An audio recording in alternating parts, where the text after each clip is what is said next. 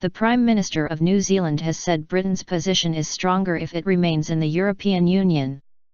At a meeting with David Cameron, John Key said, "If we had the equivalent of Europe on our doorstep, we certainly wouldn't be looking to leave it."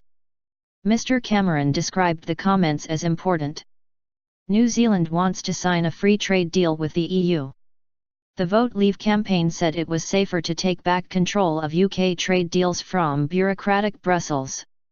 Mr. Key made his comments while meeting Mr. Cameron at a nuclear security summit in Washington.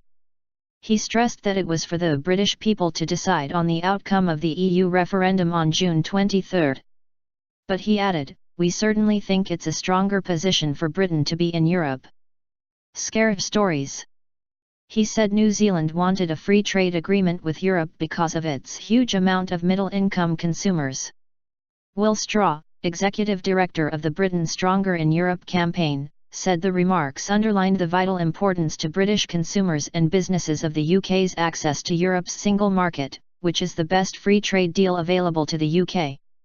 "Our membership of the EU gives us clout across the world," he said.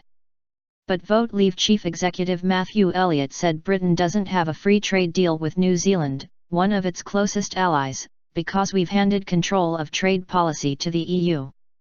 Even if the EU managed to eventually negotiate a deal with New Zealand, John Key has been clear that his country would keep the deal in place after we vote leave, torpedoing one of the Remain campaign's key scare stories.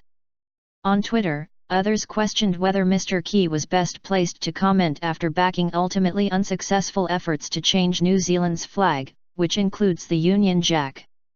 UKI Peace Communications chief Gawain Towler tweeted, "What is it with John Key? First he tries to change the NZ flag, loses, then says he would join the EU if he could."